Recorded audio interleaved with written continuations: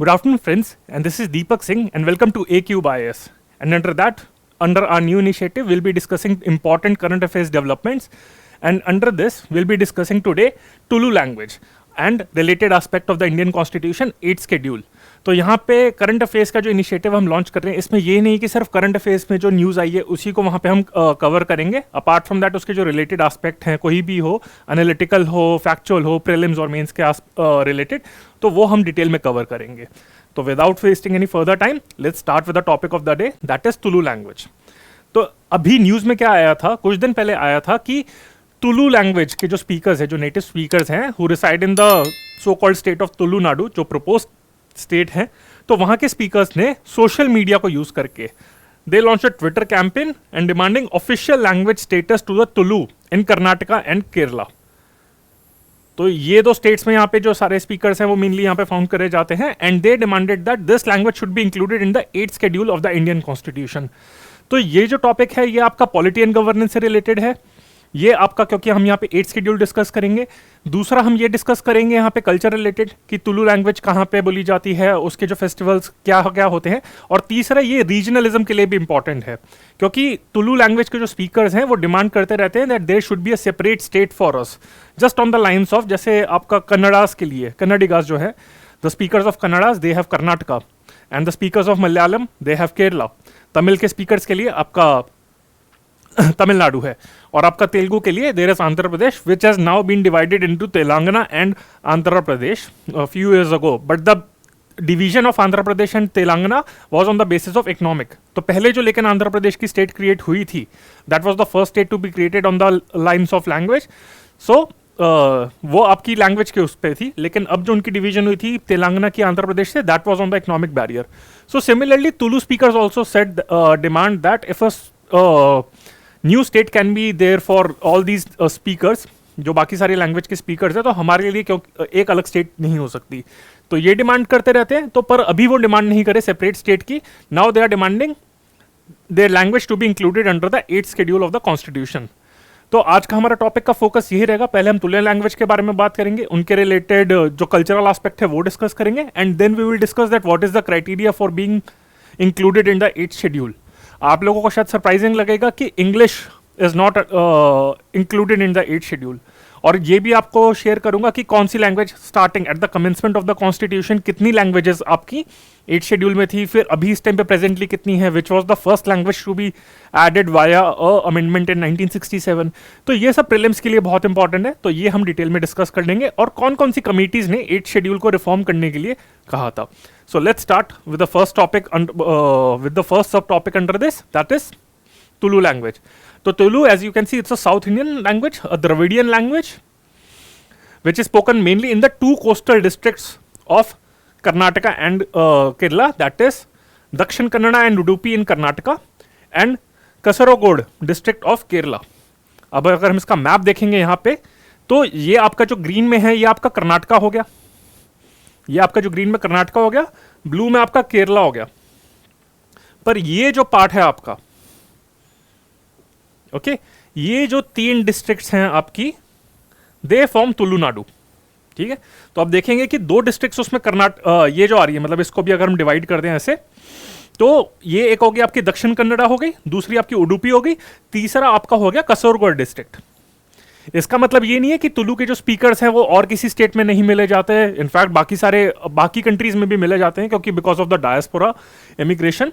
तो पर mainly the speakers of this area are concentrated in these 3 districts, okay, Dakshina Kannada, Udupi and Kasaragod district of Kerala. तो यही demand करी जाती है कि a new state should be created for Tulu speakers. आपको शायद ध्यान भी होगा, आप लोगों ने देखा होगा, if you are a fan of Bollywood, then one of the great actress of India, Aishwarya Rai Bachchan, she is also a Tulu speaker. ठीक है, वो तुलु लैंग्वेज बोलती है. तो तुलु ये हमने बता दिया कि इसके स्पीकर्स मेनली कहाँ मिलते हैं, that is the first thing. And second is they are also the speakers of Tulu language are also known as Tuluva, and they demand a separate state by the name of Tulunadu. Although the demand is dormant, अभी इतना ज्यादा violent नहीं हुए हैं, पर ये demand करते रहते हैं from time to time that a separate state should be created by the name of Tulunadu. फिर अगर हम सेंसस की रिपोर्ट देखें, then how many speakers are there, अरे तो अराउंड 18 लाख जो आपके स्पीकर्स हैं वो तुलु लैंग्वेज बोलते हैं। और 2001, ये 2011 का सेंसस बोलता है, और 2001 का सेंसस बोलता है आपका कि अराउंड 17 लाख पीपल आपके 2001 के सेंसस में ये तुलु लैंग्वेज बोलते थे। तो ये शो करने के लिए है कि the number of speakers increase from 1.7 18, या फिर आपका कहें कि 1.8 मिलियन 2011 में थे, और उससे पहले आपके 1.7 थे। So there was a net increase from 1.7 million to 1.8 million. तो इसके स्पीकर यानी कि बड़े हैं, डिक्लाइन नहीं हुए। तो ये काफी आपका इंपॉर्टेंट पॉइंट है, क्योंकि नॉर्मली जो आपकी लैंग्वेजेस होती है, रीजनल लैंग्वेजेस, उनके स्पीकर्स कम हो रहे होते हैं। That's why they are like regarded as vulnerable languages, but Tulu language के स्पीकर्स बड़े हैं। So this is the what is being said by the census. और जो अभी नया सेंसस है, as you know, due to corona virus अभी census postpone हो गया, तो उसमें पता चलेगा कि इसके स्पीकर्स एक्चुअली कितने हैं। अगर हम इसकी हिस्ट्री की बात करें तो ये इसकी हिस्ट्री बहुत पुरानी है, अराउंड 2000 साल तक की पुरानी हिस्ट्री भी कहीं जाती है कुछ स्कॉलर्स के अकॉर्डिंग। बट स्टिल अगर जो सबसे जो उसका रिकॉर्डेड टेक्स्ट है वो वैसे 13th और 14th सेंचुरी 13th और 14th सेंचुरी में मिले जाते हैं, पर कुछ लोगों के हिसाब से 2000 साल पुरानी आपकी लैंग्वेज है ये। और अगर हम इसकी फीचर्स के बात करें तो it's separated from proto south Dravidian language and it has several features not found in Tamil and Kannada. तो काफी इसमें जो फीचर्स हैं इसके अलग है। फॉर एग्जांपल इट हैज, अगर हम टेंसेस की बात करें, it has past perfect and future perfect tense like French और Spanish, okay, but formed without an auxiliary verb. तो ये आप ध्यान रख सकते हैं कि they can ask a statement कि अगर तुलु लैंग्वेज की फीचर्स के बारे में भी वो बोले तो ये एक स्टेटमेंट को मेंशन कर सकते हैं ये कि whether this statement is true और नॉट। तो ये आपसे पूछ सकते हैं। ये उसकी फीचर्स के बारे में बात हो गई। एंड नेक्स्ट अगर हम इसके स्टेटस के बारे में बात करें तो मैंने जैसे स्टार्टिंग में ही कहा था that it is not a official language. Official language नहीं है का मतलब है कि it is still not a part of the 8th schedule of the constitution, although it is being demanded from a long time. तो ये हो गया इसकी आपकी स्टेटस के बारे में हो गया।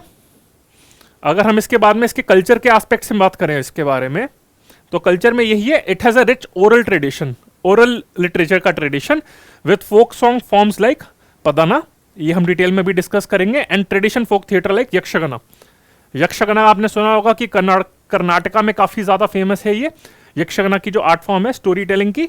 तो तुलु जो आपका जो लैंग्वेज है उसमें भी यक्षगना परफॉर्म होता है, that has also influenced Yakshagana. And apart from that इसका जो मेन की फीचर है दैट इज पदना। अब आप लोगों का एक क्वेश्चन होगा, what do you mean by oral literature? Oral literature का मतलब है कि it is pass from generation to generation orally. But obviously अब ये नहीं है कि मतलब स्टार्टिंग में वो ओरली था, उसको कहीं पे रिकॉर्ड नहीं करा गया था, जैसे आपका रामायण हो गया, महाभारत हो गया, ठीक है, तो उसको लिखा गया था। वाल्मीकि ने रामायण लिखी थी, आपकी वेद व्यास ने फिर महाभारत लिख दी थी, तो वो लिखी गई थी। So that is not a written form of आपका लिटरेचर है।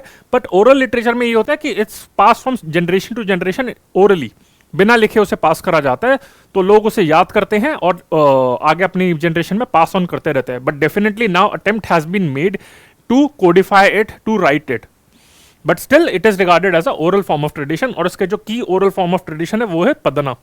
ये हम डिटेल में अभी दोबारा डिस्कस करेंगे। और अगर एजुकेशन की बात भी करें तो कर्नाटका ने भी 2020 में ये अलाउ कर दिया है कन्नड़ा, दक्षिण कन्नड़ा और उडुपी डिस्ट्रिक्ट में कि तुलु को एक ऑप्शनल लैंग्वेज की फॉर्म में वो स्टूडेंट यूज कर सकते हैं इन द 10th एग्जामिनेशन। तो यानी कि 10th क्लास के जो स्टूडेंट्स होते हैं 10th स्टैंडर्ड के आपके secondary, they can write their exam in Tulu language in the districts of Dakshina Kannada and Udupi.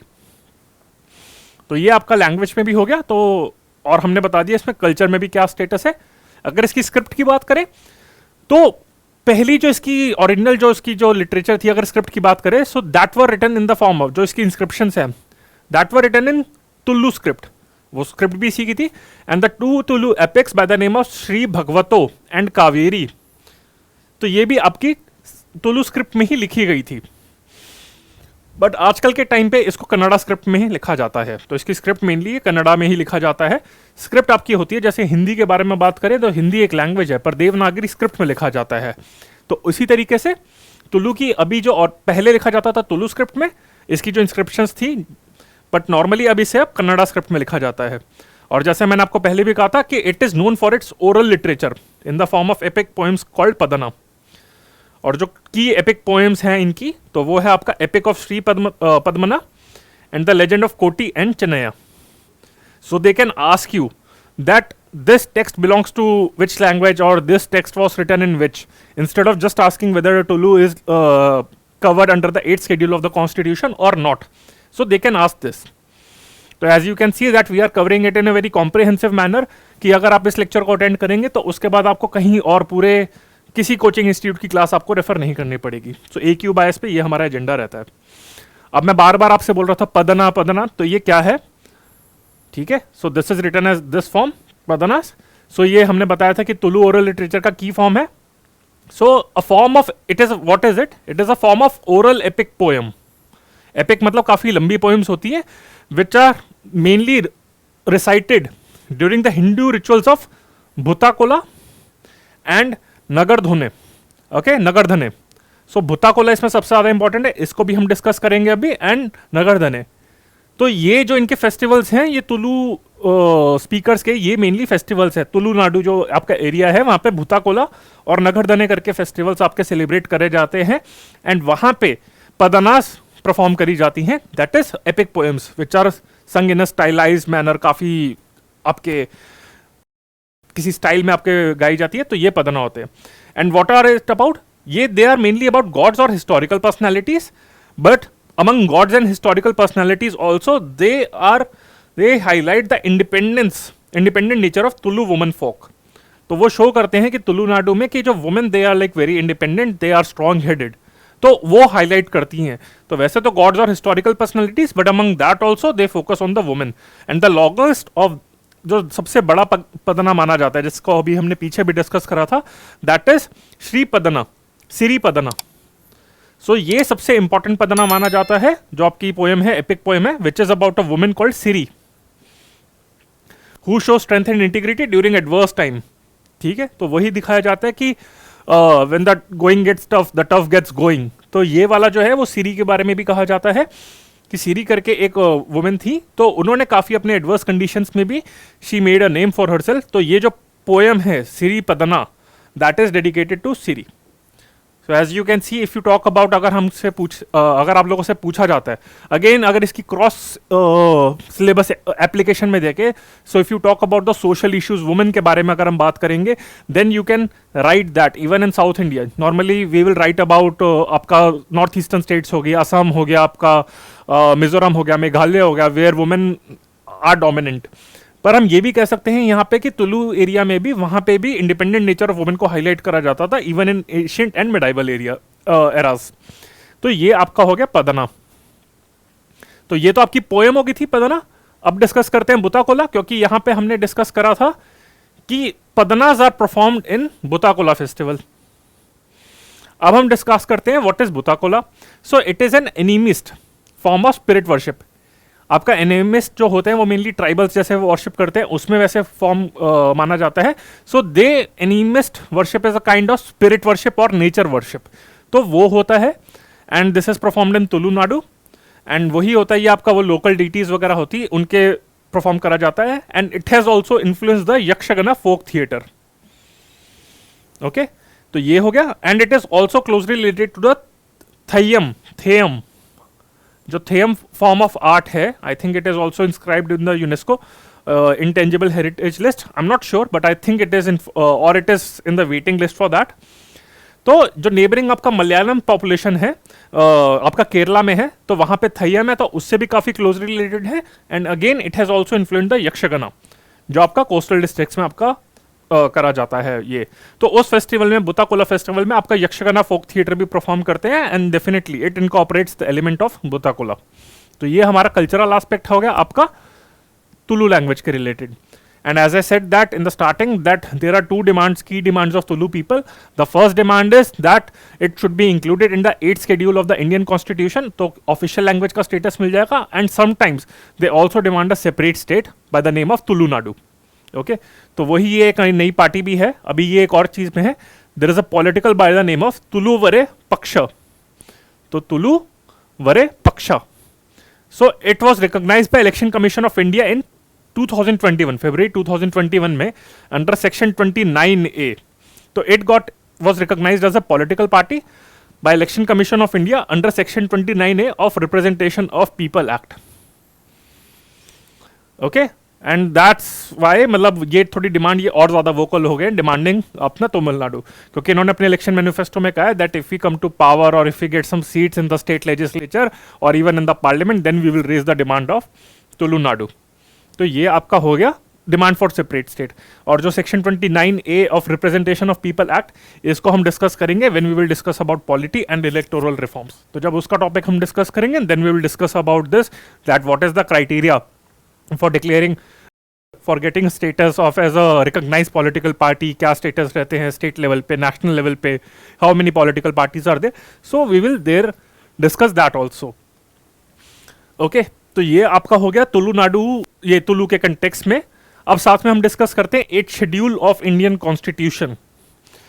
Okay, now some of you who are like watching this lecture they you might think that okay how many languages are there. So I think most of you will answer it correctly that at present there are 22 language in the Indian constitution.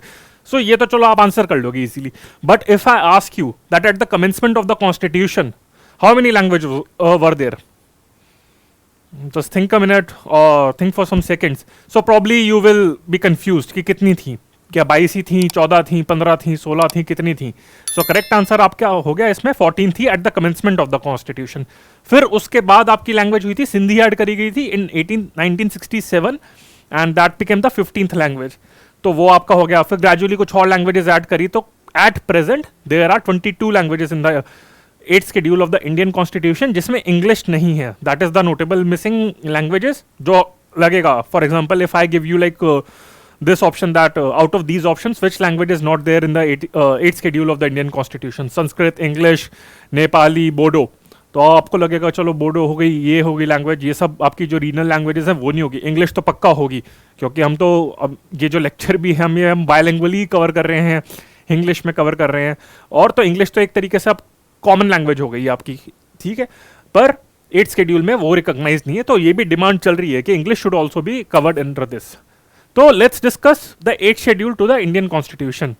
Now the constitutional provisions related to the 8th schedule occur in Article 3441, 344(1) and 351 of the Constitution. ये दो articles deal करते हैं 8th schedule से. तो article 344(1) क्या कहता है? It provides, ये कहता है कि president of India should form a commission at the expiry of 5 years from the commencement of constitution, that is by 1955, and thereafter at the expiration of 10 years from such commencement. तो यानी कि उसके हर तो 1955 में एक ऑफिशियल लैंग्वेज का constitution आपकी official language commission form करनी चाहिए, एंड उसके बाद आफ्टर एवरी 10 ईयर्स ये कहा था. एंड इस कमीशन के जो कॉम्पोजिशन होगी, कौन से मेंबर होंगे, तो उसने कहा था it will consist of a chairman and other members representing from the different languages specified in the 8th schedule. तो 1955 के अगर टाइम पे देखें तो यानी कि 14 लैंग्वेजेस थी. तो उस लैंग्वेज के स्पीकर्स होंगे to make recommendation to the president for progressive use of Hindi for official purposes of the union. तो अब हम देखें, पहली बात तो ये इसमें ठीक है.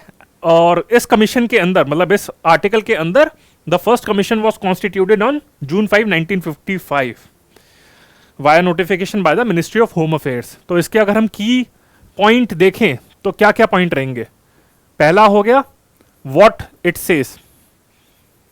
ओके, ये क्या कहता है, ऑफिशियल एक कमीशन होनी चाहिए, ठीक है, एक कमीशन होनी चाहिए. दूसरा when after 5 years and then मतलब 5 years प्लस 10 उसके हर 10 साल बाद. तीसरा who will appoint this commission, president, ठीक है. फोर्थ, इसकी कॉम्पोजिशन क्या होगी, who are the member of this commission. Fifth आपका होगा कि what is the objective. And sixth आपका हो गया when was the first official commission constituted. तो जब हम पॉलिटी में लैंग्वेजेस के बारे में डिस्कस करेंगे तब हम इसको और डिटेल में कवर करेंगे कि उसके चेयरमैन कौन से थे. तो ये आपके 6 पॉइंट्स हैं इसके. पहली बात तो ये क्या कहता है, कमीशन होनी चाहिए, ऑफिशियल लैंग्वेज कमीशन। दूसरी बात ये कब होनी चाहिए, at the commencement of expiration of like completion of 5 years of constitution. तीसरा, who will appoint this commission, president of India. Fourth, आपका कंपोजिशन क्या होगी, chairman plus other members representing the languages listed in the 8th schedule. Fifth, इसका objective क्या है, progressive use of Hindi. Sixth, इसका कब यहाँ पे फॉर्म करी गई थी, दैट इज June 7, 1955। तो ये 6 पॉइंट है, इसको आप याद कर लेना, ठीक है। ये इसको क्रैम ही करना है, इसमें कोई दिमाग नहीं लगाना। जहाँ पे आपको लगेगा कोई चीज़ समझाने वाली होगी तो वहाँ पे आपको एनालिसिस फॉर्म में समझाया जाएगा, पर कुछ चीज़ें आपको क्रैम करनी है तो वो क्रैम ही करनी पड़ेगी। And again I would say we don't believe in hard work, even donkey does a hard work, we believe in smart work, ठीक है। तो ये चीज़ हो गई। तो स्मार्ट वर्क फॉलो करते करते हमने आर्टिकल 344(1) कंप्लीट कर लिया है। लेकिन हमने ये भी कहा था कि ऑफिशियल लैंग्वेज के जो है 8th शेड्यूल जो है उसके 2 आर्टिकल डील करते हैं। एक हो गया आपका आर्टिकल 344(1), दूसरा हो गया आर्टिकल 351 ऑफ कॉन्स्टिट्यूशन। अब दूसरा आर्टिकल भी डिस्कस कर लेते हैं। तो आर्टिकल 351 क्या कहता है जी, वो कहता है it shall be the duty of the union, यानी कि इंडिया की ड्यूटी है to promote the spread of Hindi language all over the country by serving it as a medium of expression of for all by assimilating without interfering with its genius। लंबा हो गया article, ठीक है, पढ़ने में boring लग रहा है तो मैं थोड़ा सा इसको सिंपल वे में समझा देता हूँ। वो कहता है कि आर्टिकल 344 जो 1 था वो भी ये कहता था हिंदी को प्रमोट करना है। साथ में आर्टिकल 351 भी कहता है कि it's not the duty of the president, it's the duty in fact of the union, यानी कि गवर्नमेंट ऑफ इंडिया की ड्यूटी है आपकी कि हिंदी लैंग्वेज को प्रमोट करना चाहिए अमंग ऑल द रीजन्स। और उसको प्रमोट कैसा करना चाहिए, जो बाकी सारी रीजनल लैंग्वेजेस हैं उसके फीचर्स भी हिंदी के अंदर ग्रेजुअली इनकॉर्पोरेट करने चाहिए। तो इस तरीके से without disturbing the nature of the Hindi language. तो ये है इट मे सर्व, तो ताकि आपके जो लोकल पीपल हैं वो भी एटलीस्ट अपनी कुछ मॉडिफाइड फॉर्म में अपनी हिंदी लैंग्वेज में कम्युनिकेट कर पाएँ। So as to make sure that कि वहाँ पे जो आपने देखे होंगे कि लोकल वर्ड्स भी कुछ होते हैं आपके, वो हिंदी लैंग्वेज के अंदर इनकॉर्पोरेट होते जा रहे हैं अब, because language is a dynamic thing. तो ये इसका पर्पस है। तो देखा जाए तो आपका 8th शेड्यूल और यानी कि उसके अंदर जो 2 आर्टिकल है 344(1) और 351, दोनों का पर्पस क्या है आपका, to promote the use of Hindi language. ये आपका हो गया। Okay friends, I hope it's clear with you. अगर नहीं हुआ क्लियर तो कोई बात नहीं, अगर आपको इस चीज़ पे और भी कोई डाउट हो then again you can reach us to us any time. आप हमारे यहाँ पे कमेंट बॉक्स में भी लिख सकते हैं। एंड उसके बाद अगर कोई भी आपको डाउट होता है you can always call us at AQ/IAS। अब हमने ये डिस्कस कर लिया प्रोविजंस क्या थी। Now let's discuss how many languages are there in the constitution, 8th schedule of the Indian constitution. इस पे एक अच्छा खासा ना, ये प्रीलिम्स में तो कभी भी क्वेश्चन पूछ सकता है। So it's always a ready recipe for all the I would से आपका जो पेपर फॉर्म कर रहे होते हैं उनके लिए। तो कौन कौन सी languages are listed in the 8th schedule, ये 22 लैंग्वेजेस हैं। तो हिंदी तो चलो हो गया आपका, कन्नड़ा भी हो गया, गुजराती भी हो गया, बंगाली, कश्मीरी हो गया, मलयालम हो गया, मणिपुरी, मराठी, नेपाली, कोंकणी, उड़िया, पंजाबी, संस्कृत। संस्कृत इंपॉर्टेंट है, ये इंक्लूडेड है। फिर सिंधी भी इंपॉर्टेंट है। फिर हो गया आपका तमिल, तेलुगु तो चलो होनी थी, उर्दू भी है इसके अंदर, बोडो, संथली, मैथिली एंड डोगरी। देखो जो मैक्सिमम लैंग्वेज है वो तो आपको पता ही होंगी कि इसमें से नहीं, मतलब जो कॉमन लैंग्वेज है, जो भी आपके सारी रीजनल लैंग्वेज है, मेन आपके जो मेनलैंड इंडिया है आपका, तो उसकी तो सारी लैंग्वेजेस इंक्लूडेड हैं ही इसकी। पर एक नोटेबल एक्सेप्शन आपकी हो गई, इंग्लिश हो गई, ठीक है। ये आप ध्यान रखना कि इसमें इंग्लिश नहीं है इंक्लूडेड। और कुछ रीजनल लैंग्वेजेस हो गई जो थोड़े कम स्पीकर्स बोलते हैं, ट्राइबल लैंग्वेज हो गई, वो हो गई आपकी बोडो। जो बोडो लैंड के बारे में भी हम डिस्कस करते रहते हैं कि बोडो स्पीकर्स आपके असम में क्रिएटेड है and they are have a separate आपका डिमांडिंग एरिया और दे हैव अ सेपरेट अपना Bodo council under the 6th schedule of the Indian constitution. फिर संथली हो गया जो वहाँ के ट्राइबल्स बोलते हैं, मैथिली हो गया विच इज़ अ डायलेक्ट आपका मैथिली एरिया में, एंड डोगरी हो गया दैट इज फॉर द आपका पहाड़ों में जो HP में बोली जाती है। HP हो गया यहाँ पे इस एरिया में पहाड़ों में बोली जाती है। सो ये तो हो गई total 22 language. Again the smart way, the मतलब आई वुड से वो होता है ना, एक हार्ड वर्क करना होता है कि बस सारी लैंग्वेजेस को याद कर लो, but instead of remembering all these languages it's better to remember languages which you think won't be there. तो जो सारी नॉर्मल लैंग्वेजेस हैं वो तो हैं, कोंकणी भी है साथ में, बोडो, संथली, मैथिली एंड डोगरी। क्वेश्चन यहीं पे आएगा अगर कुछ आएगा बनेगा तो, ठीक है। तो ये जो लैंग्वेजेस हैं आपकी, इन लैंग्वेजेस में से ही आपसे पूछा जा सकता है कि लैंग्वेज है या नहीं है, यहाँ पे आपको कंफ्यूजन करी जा सकती है। और अगर हम एवोल्यूशन देखें तो पहले 14 लैंग्वेजेस थी eight the commencement of the constitution, फिर 1967 में सिंधी डाली गई थी। ओके, आप लोगों को लगता होगा हमारा जैसे नेशनल एंथम भी है, जनगण मन अधिनायक जय है भारत भाग्य विधाता, पंजाब सिंध गुजरात मराठा, है ना। तो कहते हैं पंजाब सिंध और गुजरात मराठा। अब कहाँ है सिंध भाई? इंडिया में। इंडिया में तो सिंध है नहीं, क्योंकि सिंध तो पाकिस्तान में चला गया है। ये भी डिमांड करी जाती है कि जनगण मन में सिंध है। तो लेकिन सिंधी जो स्पीकर्स हैं वो आपका गुजरात के एरिया में मिले जाते हैं, गुजरात और आई थिंक थोड़े बहुत राजस्थान में भी। तो मेनली गुजराती एरिया में वहाँ पे कुछ सिंधी लैंग्वेज हैं, पर जो मेन आपकी जो पाकिस्तान की प्रोविंस हैं, तो I think there are 4 main province आपका। एक हो गया आपका सिंध हो गया, दूसरा पंजाब हो गया, तीसरा आपका हो गया नॉर्थ वेस्ट प्रोविंस हो गया, और चौथा आपका हो गया कौन सा, वो जहाँ पे सेपरेटिस्ट मूवमेंट चलती रहती है, जो बिल्कुल साथ में आपका लास्ट वाला है, वहाँ हो गया। तो सिंध आपका वैसे पाकिस्तान में आता है, पर सिंधी स्पीकर्स आपके गुजरात में भी कॉन्सेंट्रेटेड है। तो this was added in 1967 and there after in 1992 3 more languages. तो यहाँ पे हो गई थी 15 लैंग्वेजेस, ठीक है। उसके बाद 3 और लैंग्वेज ऐड करी उन्होंने, कोंकणी जो आपके गोवा और आपके कोस्टल एरियाज कर्नाटका महाराष्ट्र में बोली जाती है, फिर मणिपुरी एंड नेपाली। क्योंकि नेपाली अब देखा जाएगा तो लगेगा कि नेपाली तो चलो बाहर के नेपाल के लोग बोलते हैं, पर जो आपका वेस्ट बंगाल का जो एरिया हो गया, आपका गोरखा एरिया हो गया, गोरखा लैंड की जहाँ पे डिमांड होती है, अगेन रीजनल आपका रीजनलिज्म के रिलेटेड है, वो भी सेपरेट स्टेट डिमांड करते रहते हैं। तो दे स्पीक नेपाली, और नेपाली वैसे भी इंडिया में काफ़ी मिले जाते हैं आपके, ठीक है। नेपाल के जो लोग हैं वो काफ़ी यहाँ पे इंडिया में आती हैं, क्योंकि हमारे और नेपाल के बीच में रोटी बेटी का सिस्टम है। रोटी बेटी मतलब हम खाते भी साथ में हैं, और मतलब बेटी मतलब शादी भी होती है नेपालीज के साथ। आपको पता भी होगा कि यूपीएससी के लैंग्वेज के एग्जाम में भी नेपाली लोग बैठ सकते हैं, बाहर के नेपाल के लोग, although their recruitment is restricted to certain services, I think not to the top of जो बाकी की टॉप सर्विसेज है उसमें नहीं होती। तो कोंकणी, मणिपुर और नेपाली डाली गई थी। एंड लेटर ऑन इन 2004 तो यहाँ पे होगी कितनी आपकी 18 हो गई। और फिर उसके बाद 4 लैंग्वेज कौन सी डाली गई थी? बोडो, डोगरी, मैथिली एंड संतली, ठीक है। तो बोडो हो गई, डोगरी हो गई, मैथिली और संतली, ये हो गई थी। यहाँ पे हो गई 22। तो आपका वही हो गया 14 1950 में थी, फिर आपका एक हो गई 15 हो गई 1967 में, फिर आपका 18 हो गई 1992 में, और आपका 22 हो गई 2004 में। So to test your knowledge, in depth knowledge, UPSC can even ask a question on this, that which all languages were added in 1992 और which all languages were not added in 2004। तो ये भी पूछ सकते हैं, तो ये भी मैंने कवर कर लिया है। And I am pretty sure बहुत रेयर जगह पे ही आप लोगों को इतनी डिटेल में इन डेप्थ तरीके से आपको पढ़ाया जाएगा 8th शेड्यूल के बारे में।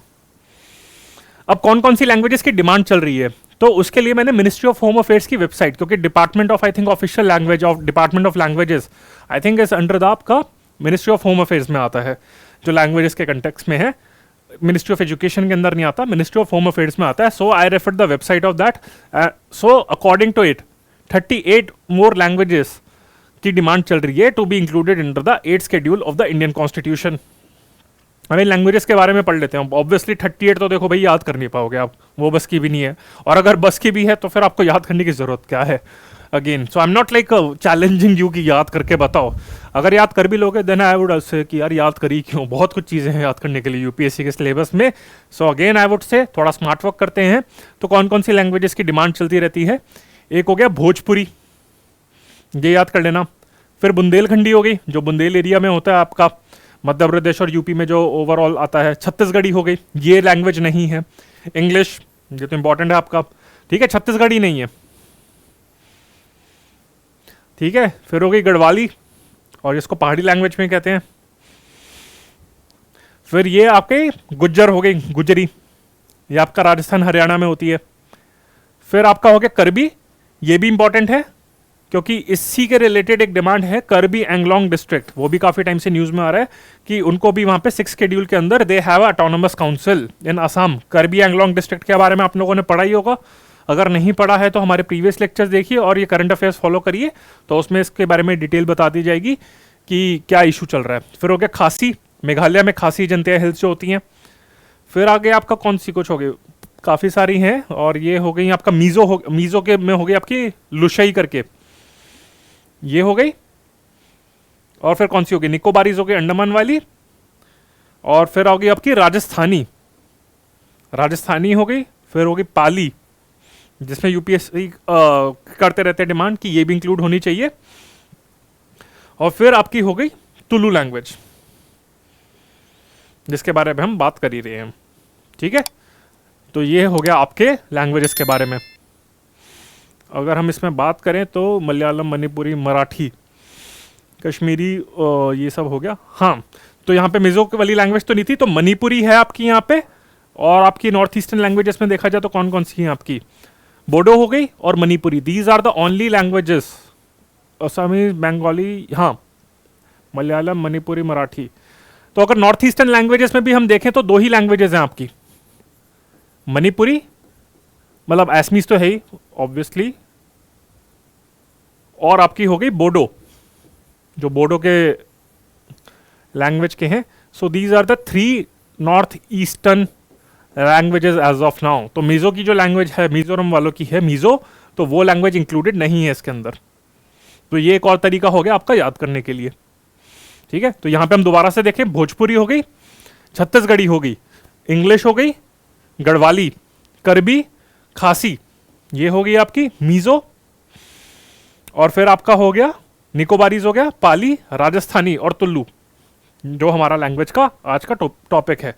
तो ये सारी लैंग्वेजेस अभी इसकी डिमांड चल रही है कि it should be included under the 8th schedule of the Indian constitution. Now why are they demanding to be included under the 8th schedule of the Indian constitution? भाई ऐसा क्या फायदा हो जाएगा, उससे क्या हो जाएगा, क्या बेनिफिट मिल जाएंगे? कुछ 3 बेनिफिट्स हैं। एक तो ये हो जाएगा कि government of India will be under an obligation to make sure that they promote this languages, to they preserve this languages and they develop this languages. उसके लिए सेंटर ऑफ एक्सीलेंस बनाए जाएंगे, तो ये सब लैंग्वेजेस के आपके चीज़ें हो जाएंगी। दूसरा आपका बेनिफिट क्या हो जाएगा कि साहित्य अकादमी अवार्ड जो होता है वो भी इसे दिया जाएगा, इस लैंग्वेज में दिया जाएगा इसमें। अभी साहित्य अकादमी अवार्ड जो होता है वो 24 लैंग्वेजेस में दिया जाता है, तो उसमें से 22 तो शेड्यूल लैंग्वेजेस हो गई, और साथ में इंग्लिश में भी दिया जाता है। यू माइट हैव आस्क्ड ना कि साहित्य अकादमी अवार्ड ऑलरेडी इंग्लिश में कैसे दे देते हैं जब वो शेड्यूल लैंग्वेज के अंदर ही नहीं है। तो they have made an exception for English. So 22 official languages plus English plus 1 another language. ये जब मैं अवार्ड्स के जो सीरीज लॉन्च करूंगा उसमें मैं आप लोगों से डिस्कस करूंगा। तो ये हो गया आपका साहित्य अकादमी। और दूसरी बात ये कि आपके जो एग्जामिनेशंस होते हैं जो पब्लिक सर्विसेज के लिए, जैसे यूपीएससी हो गया, आपके सेंट्रल सर्विसेज हो गए, तो उसमें भी candidates will get an option to write the exam in their medium. तो यानी कि अगर तुलु लैंग्वेज के स्पीकर्स डिमांड करेंगे कि हमें तुलु लैंग्वेज में एग्जाम लिखना है, तो अभी वो नहीं लिख सकते।